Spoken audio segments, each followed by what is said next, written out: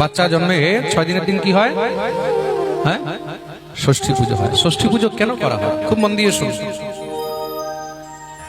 আচ্ছা, এইখানেও ষষ্ঠী পুজো হয় তো? আপনাদের ঘরে হয় তো? কাদের কাদের ঘরে হয় ষষ্ঠী পুজো বাচ্চা জন্মের পরে? সবার। তো ষষ্ঠী পুজো কেন করা হয় জানা আছে? কেউ জানে ষষ্ঠী পুজো কেন করা হয়? হ্যাঁ,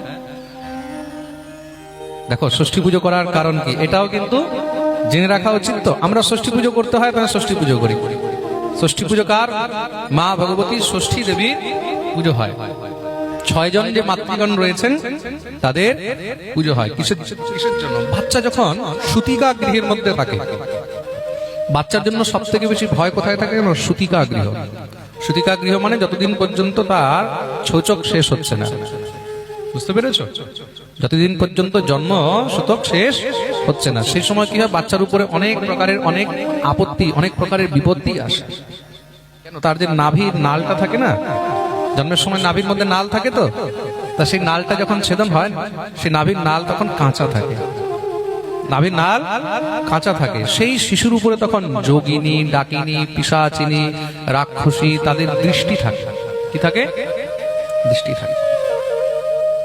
ভগবান শ্রীকৃষ্ণকে পুতনা জন্মের কোন দিনে নিতে এসেছিল জানো?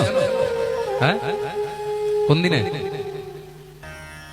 নামকরণ দিন নয়, ষষ্ঠী পুজোর দিন, 6 দিনের দিন। ষষ্ঠী পুজোর আয়োজন চলছে, এখনো ষষ্ঠী পুজো হয়নি, তার আগেই পুতনা নিতে চলে এসেছে।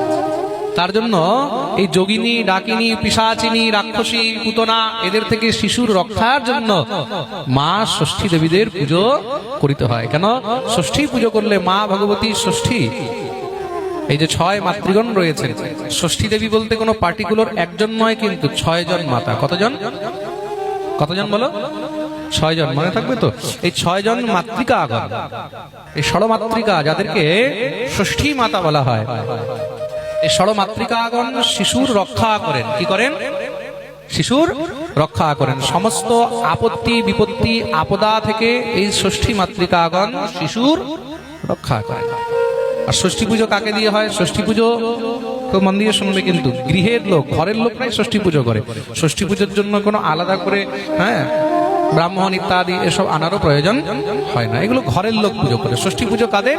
এটা গৃহের লোক। কেন? ওই সময় তো সূতক রয়েছে, জন্ম সূতক, আনন্দ সূচক রয়েছে, তা সেই সময় ব্রাহ্মণ দিয়ে তো আর করানো হবে না, তার নিজের গৃহের লোক, ঘরের লোকই মা ভগবতী ষষ্ঠী দেবীর পুজো করেন। কিসের জন্য? বাচ্চার রক্ষার জন্য। মনে থাকবে তো? এবার ষষ্ঠী পুজো কিসের জন্য হয়? শিশুর রক্ষার জন্য।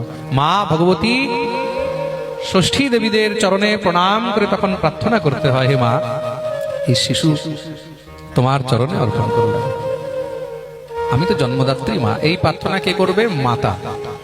কে প্রার্থনা করবে? হ্যাঁ, মাতা। বা ঘরের মধ্যে যে বয়োবৃদ্ধ আছে, বয়োবৃদ্ধ বলতে ঠাকুমা, তারা তখন প্রার্থনা করবে, এই শিশু আমাদের বংশের প্রদীপ, বা এই কন্যা আমাদের বংশের শিশু, তা হে মা, এই শিশু আমরা তোমার চরণে অর্পণ করলাম। কেন? বলে আজ থেকে তুমি তার রক্ষা করবে, তার রক্ষার দায়িত্ব তোমার। প্রেম সে বলো